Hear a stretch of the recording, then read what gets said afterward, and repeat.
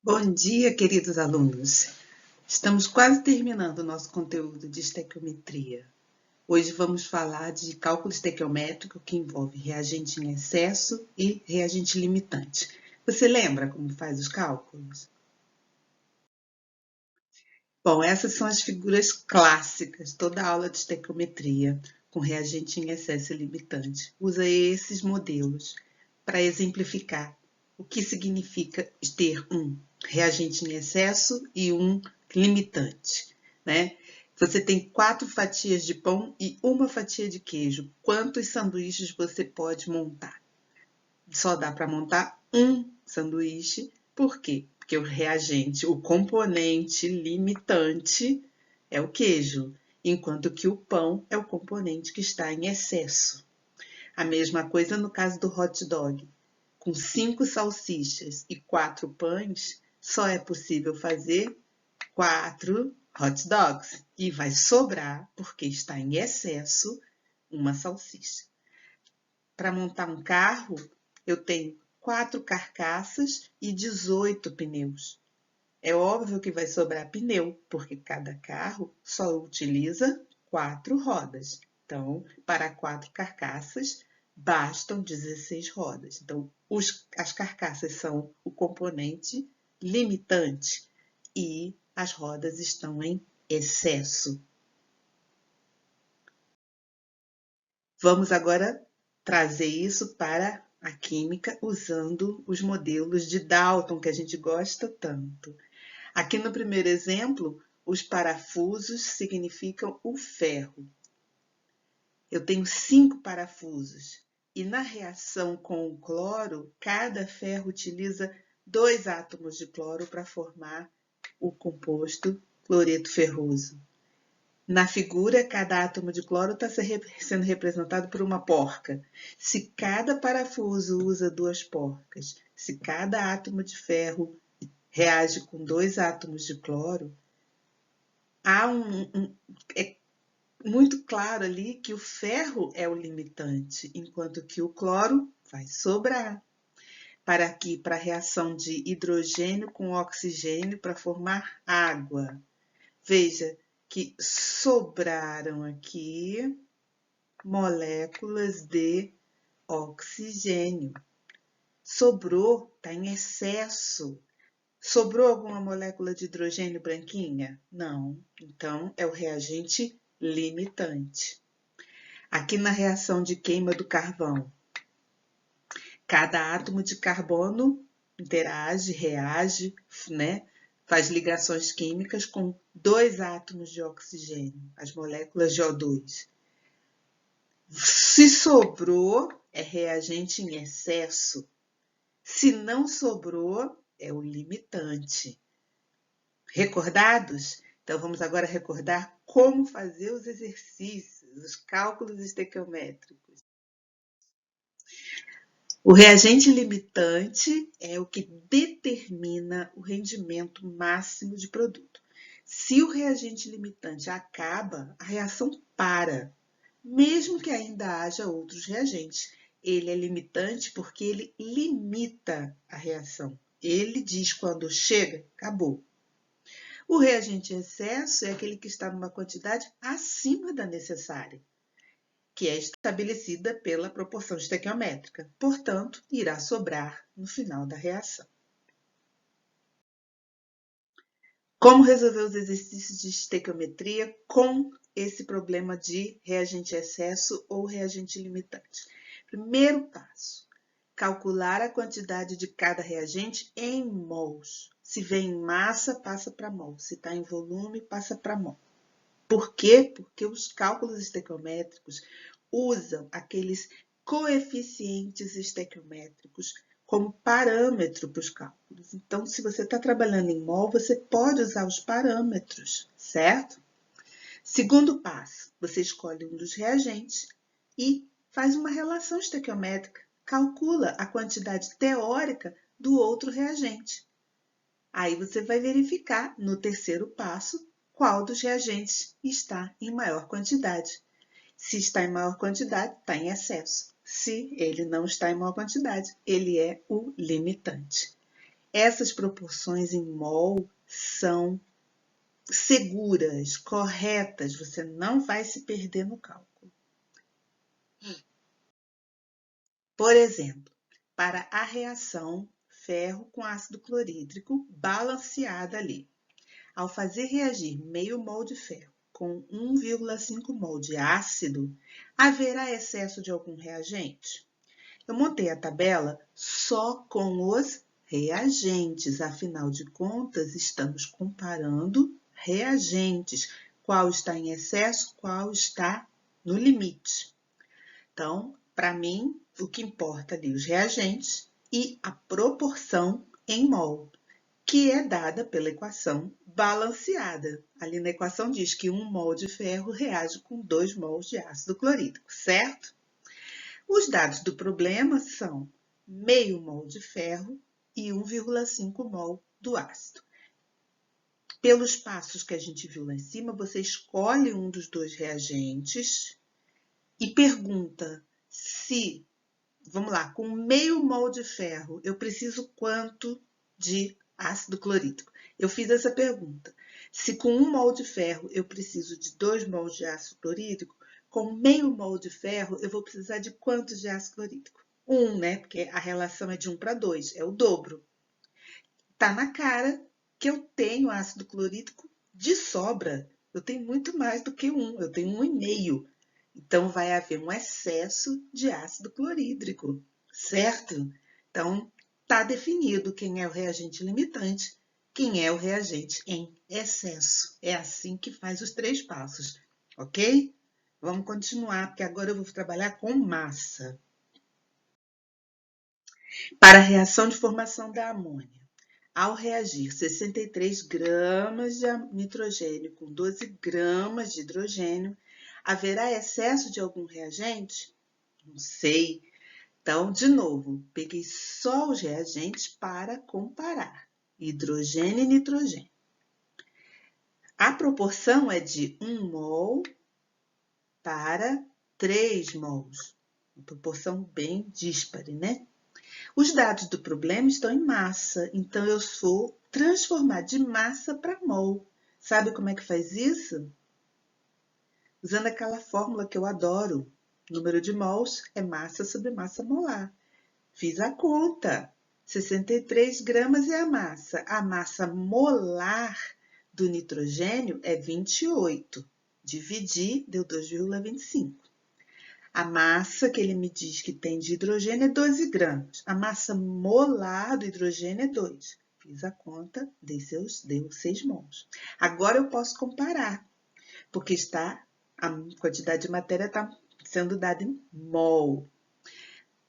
Aí ele fala assim, escolhe um dos reagentes e pergunta, se eu tenho isso, quanto que eu gasto do outro? Não é assim? Assim eu fiz. Com 6 gramas de hidrogênio, quanto que eu vou precisar de nitrogênio? A relação é de 1 para 3, então ali seria 1/3, 2 mols apenas. Tem 2 mols?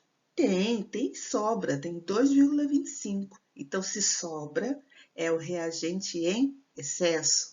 Se não sobra, é o reagente limitante. Correto? Então, olha, olho vivo, porque nós vamos usar demais essa relação, seja de qual forma for, certo? Calculando a massa a partir do número de mols, calculando o número de mols a partir da massa, calculando a massa molar a partir de massa e número de mols. Nós vamos usar demais essa relação matemática, então você fique com ela sempre a postos. Bom, existe uma outra técnica, uma outra forma de resolver cálculo estequiométrico com o problema do reagente em excesso e o reagente limitante, que é feito sempre com massa o tempo todo. Eu explico essa outra técnica bem detalhadamente na nota de aula número 15.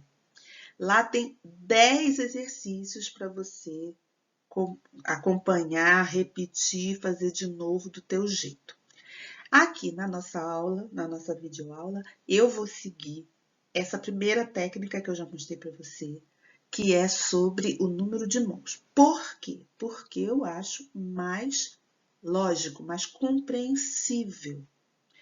Porém, eu gosto mais da técnica que eu ensino lá na nota de aula. Mas isso é gosto pessoal, você sabe que gosto não se discute. Você verifica qual a técnica que você gosta mais e faz do jeito que você compreende melhor. Então, na nota de aula tem a outra técnica, tá bom? Vou dar só uma palhinha para vocês como é que faz, mas é bem simples também, quer ver? Para essa reação aí do ferro com enxofre, ao fazer reagir 14 gramas de ferro com 19 gramas de enxofre, haverá excesso de algum reagente? Nós começamos do mesmo jeito, verificando se a equação está balanceada e comparando apenas os reagentes, porque o nosso intuito é só identificar quem é o reagente limitante, porque é isso que importa para o cálculo estequiométrico. Então, eu sei que é 1 mol de ferro para 1 mol de enxofre. Como eu vou trabalhar com massa, eu já vejo a proporção em massa. 56 gramas de ferro, 1 mol, 32 gramas de enxofre. Aí eu faço a mesma pergunta 2 vezes. Veja como é. Eu vejo a proporção, 1 para 1, e pergunto, tá, se a proporção é essa, com 19 gramas de enxofre, eu vou consumir quantas de ferro? 33,25. Tem 33,25 gramas de ferro? Não, só tem 14. Então, eu já sei que o ferro não está em excesso.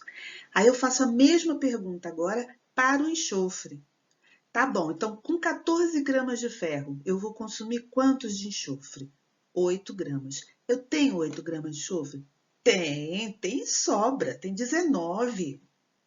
Pronto, está definido quem é o reagente limitante, quem é o reagente em excesso. Duas técnicas. Uma, passa para mol, compara em mol. A outra, faz as duas perguntas em massa. Escolhe o teu caminho, mas hoje, aqui nessa aula, só vou usar a técnica do mol, tá bom? Então, que fique bem claro. Primeira etapa, equação química balanceada. Sempre. Depois a gente descobre as quantidades de matéria em mol, né? Faz aquele cálculo de conversão, para poder escolher, não, descobrir quem está em excesso e quem é limitante. E só aí eu estou pronto para fazer o cálculo estequiométrico. Antes não dá para fazer, porque você vai ficar na dúvida qual valor usar, tá certo? Então, para cálculo estequiométrico com reagente em excesso e limitante, você primeiro tem que identificar qual a substância está em excesso.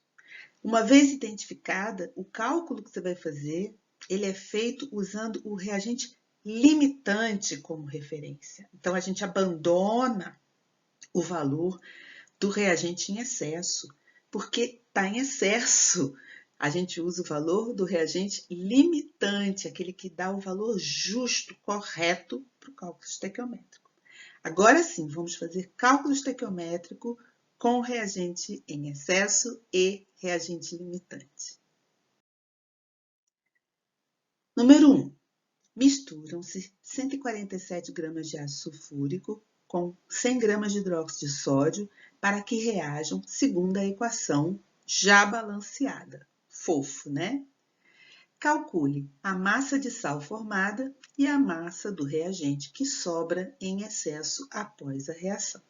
Bom, antes de fazer o cálculo estequiométrico que relaciona reagente com produto, precisamos saber quem é o reagente limitante. É o ácido ou é a base? Então, vamos usar a primeira etapa, passar de massa para número de mols, certo? Primeiro passo. Então, assim eu fiz. Quantos mols de ácido sulfúrico tem? A massa, que ele deu no exercício, 147, dividido pela massa molar do ácido sulfúrico, 98. Então, 1,5 mol de ácido sulfúrico. Quantos mols de soda cáustica? A massa que ele dá no exercício, 100 gramas, dividido pela massa molar do hidróxido de sódio, 40 gramas, 2,5 mol. Então, presta atenção. A proporção é de 1 mol de ácido para 2 mols da base, certo? Se você tem 1,5 mol do ácido, vai consumir quantos mols da base? A proporção é 1 para 2.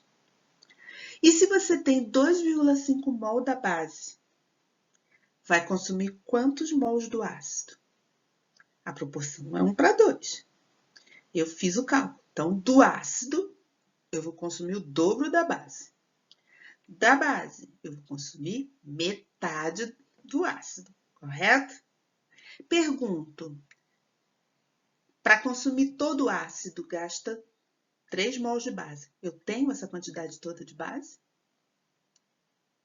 E para consumir 2,5 mol da base, vai precisar de 1,5 mol do ácido. Eu tenho essa quantidade?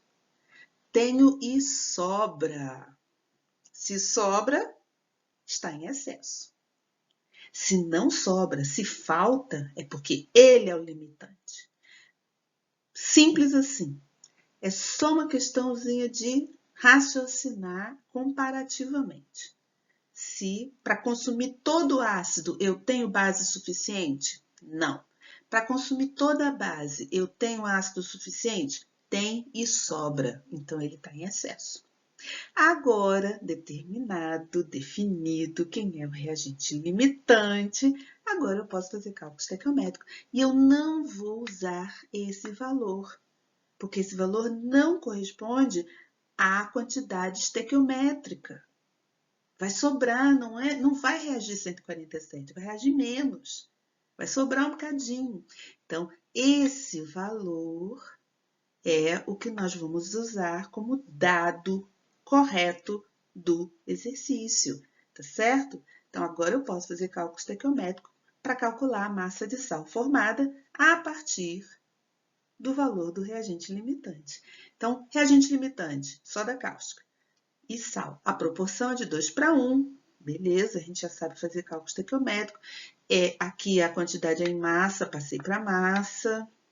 Aqui ele pede a massa, eu passei para massa também. Tudo normal, cálculo estequiométrico. E olha lá, qual quantidade que eu devo usar? Devo usar 147 gramas de ácido sulfúrico? Não, devo usar 100 gramas de hidróxido de sódio, porque ele é o reagente limitante, e aí a minha conta vai dar certinha. E para saber, a letra B, né? A massa do reagente que sobra também é muito simples, vamos lá. Quanto que sobra de ácido sulfúrico? Tem 1,5 mol que a gente calculou aqui.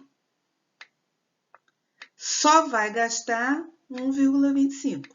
Então, vai sobrar 0,25 mol. Ah, mas ele perguntou a massa.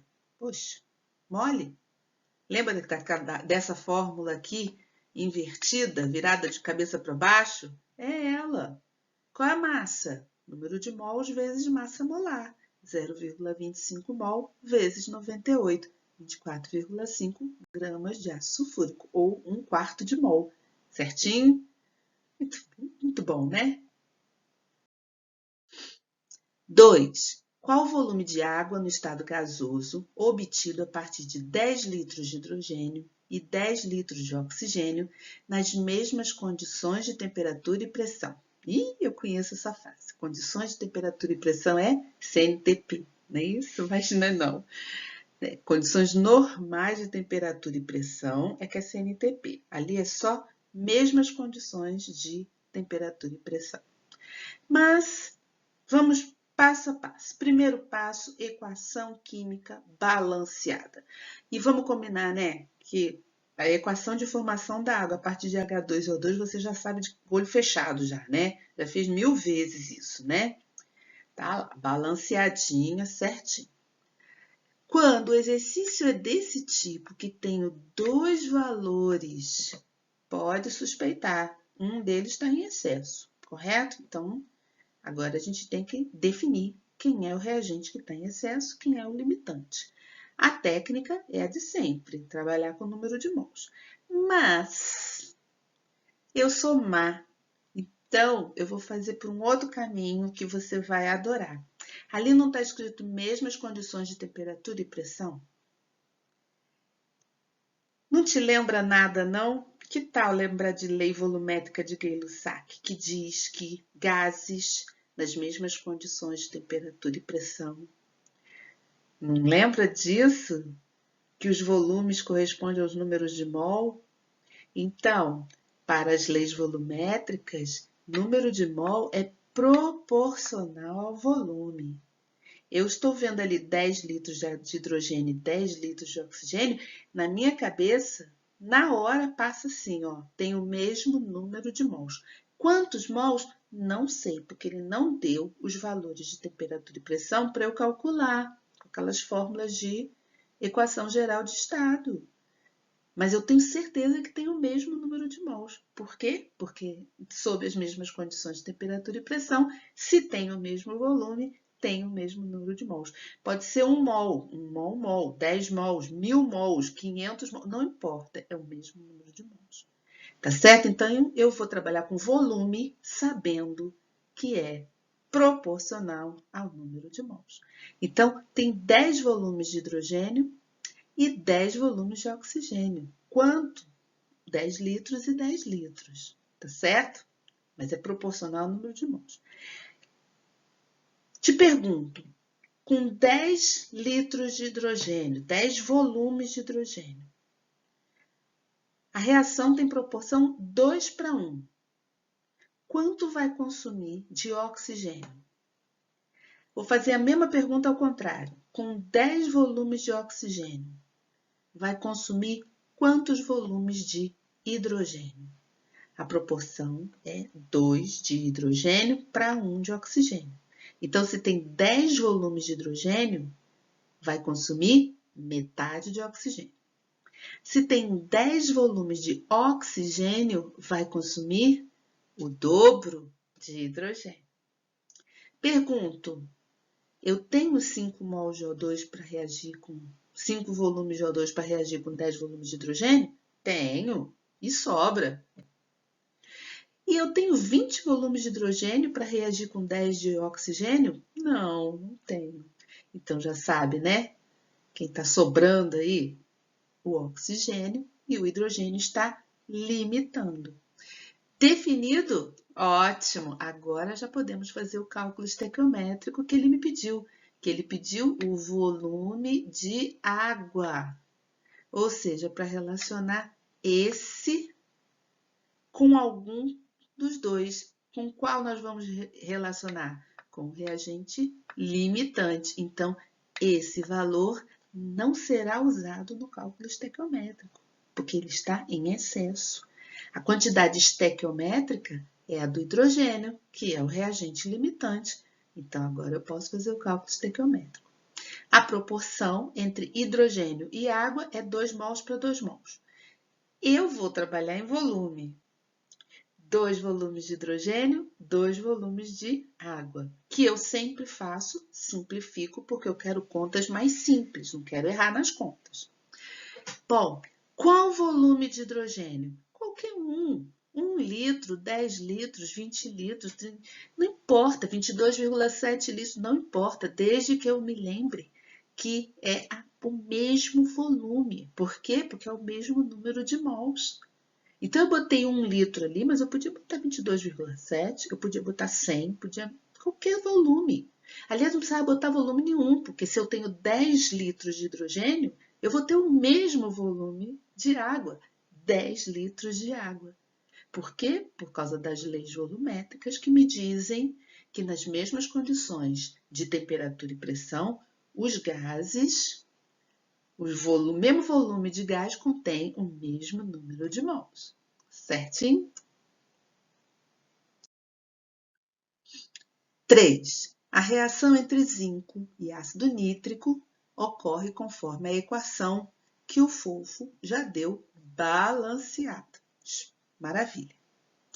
Sabendo que 17 gramas de zinco foi mergulhado em 42 centímetros cúbicos de ácido, responda. Sobrará alguma quantidade de zinco ao final da reação? Quanto? E quantos gramas de sal são obtidos? Dado a densidade do ácido nítrico, 1,5 gramas por centímetro cúbico. Tranquilo. Então, a gente já temos a equação química balanceada, a gente só precisa descobrir quem é o reagente limitante, senão eu não posso fazer o cálculo estequiométrico. Vou usar a mesma técnica de sempre. Transformar aquelas massas em número de mols. Epa! Aqui não está em massa, está em volume. Mas ele foi bonzinho e deu a densidade do ácido nítrico. Então, lembra, densidade é massa sobre volume. Ali está escrito bem claramente que cada 1,5 gramas do ácido está contido em 1 centímetro cúbico de volume. Se eu tenho 42 centímetros cúbicos, quanto que tem de massa? 63 gramas de ácido nítrico. Ah, então agora eu já posso. Então, vamos transformar 17 gramas de zinco, corresponde a quantos mols? E 63 gramas de ácido nítrico, corresponde a quantos mols? Tá lá. 17 gramas dividido pela massa molar, 0,261 mol de zinco. E do ácido nítrico tem exatamente 1 mol, 63 gramas. Pergunto, a proporção dessa reação? 1:4. Então, me diz, com 0,261 mol de zinco, exige quantos mols de ácido nítrico? Não é 4 vezes isso? Outra pergunta agora. Com 1 mol de ácido nítrico, quanto que precisa do zinco? A proporção é de 1:4, então vai ser 1/4. Certo? Então, do zinco para o ácido nítrico é 4 vezes maior a quantidade. Do ácido nítrico para o zinco é 4 vezes menor a quantidade. Tenho 1,042 mol de ácido nítrico para gastar, para consumir todo o zinco? Não tem. Tenho 0,25 mol de zinco para consumir todo o ácido? Tem e sobra. Então, está em excesso. Se sobra, é porque está em excesso. E o ácido nítrico é o reagente limitante. Então, sobrará alguma quantidade de zinco ao final da reação? Sim, ele está em excesso. Quanto? Sobra 0,011 mol, porque tem 0,261 e só vai gastar 0,25 na reação. Ah, ele quer em massa? Não sei. Ali na pergunta ele não diz nada que quer em massa. Eu me satisfaria com essa resposta, porque para mim mol é quantidade de matéria. Mas se você fizer questão de passar para massa, é só usar esta fórmula de cabeça para baixo, né? Agora eu estou calculando massa. Então, número de mols vezes a massa molar. Certinho? Na letra B, cálculo estequiométrico, aquele clássico, certo? Só que nós vamos usar qual dado? Esse aqui não é, porque esse aqui é o reagente em excesso. Eu vou usar este dado aqui, que é a massa do reagente limitante. Então, vamos comparar o reagente limitante com o sal. Poxa, se você não sabe que esse aqui é o sal, aí vai ficar difícil fazer cálculo estequiométrico contigo, né? Muito fácil. A proporção é de 4 mols do ácido para cada 1 mol do sal. Cálculo estequiométrico. Eu aqui vou passar para a massa, porque tem o dado em massa. Aqui ele pede também a massa, então tem que passar de 1 mol para a massa, tabela periódica calculadora, e aí faz o cálculo estequiométrico como sempre fazemos. 63 gramas vai dar X, deu 47,25 gramas do sal. Eu estou cada vez pegando mais pesado com vocês, né? Só vai piorar. Uma massa de 138 gramas de álcool etílico foi posta para queimar com 320 gramas de oxigênio, em condições, agora sim, normais de temperatura e pressão. A nossa velha sigla CNTP. Qual é o volume de gás carbônico liberado? E qual a massa do reagente que sobra em excesso após a reação? As mesmas perguntas de sempre, mesmo caminho de sempre. Equação química está balanceada? Tem certeza? Então, vamos calcular, vamos transformar essas quantidades, essa daqui do reagente álcool e essa daqui do outro reagente oxigênio, para a gente saber quem é o limitante. Então, para o álcool etílico, eu vou dividir a massa do problema, essa massa aqui, pela massa molar do álcool, que eu somei 2 carbonos, 6 hidrogênios e 1 oxigênio, e deu 46 gramas, 3 mols. Para o O2, foi mais fácil, porque 320 é a massa que ele dá no problema, 32 é a massa molar, deu 10 mols. A proporção desta reação é de 1 para 3. Então, vamos lá. Se você tem 3 mols de álcool, quantos mols de oxigênio precisa para consumir tudo? A proporção não é de 1 para 3? E a outra pergunta, com 10 mols de oxigênio, quantos mols de álcool você precisa para consumir tudo? A proporção é de 3 para 1. Então, do álcool 3 mols vai precisar de 9 mols de O2. E com 10 mols de O2 vai precisar de 3,33 mols de álcool. Pergunto, tem 9 mols de O2? Tem, e sobra. Tem 3,33 mol de álcool? Não, não tem. Vai faltar. Pronto, já sabe quem é o reagente em excesso. Já sabe quem é o reagente limitante. Tá bom? Sobrou, está em excesso. Então, já podemos fazer o cálculo estequiométrico.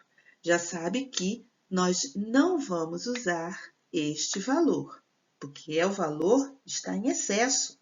Quem está em quantidade estequiométrica é este aqui, certinho. Esse é o reagente limitante, então essa quantidade está justa na estequiometria da reação. Então, para o cálculo que ele pede, é para relacionar com o gás carbônico. Então, eu vou relacionar o reagente limitante com a pergunta do problema. 1 mol do álcool está para 2 mols de gás carbônico. Para o álcool, vamos trabalhar com massa, passa de 1 mol para 46 gramas, 1 mol.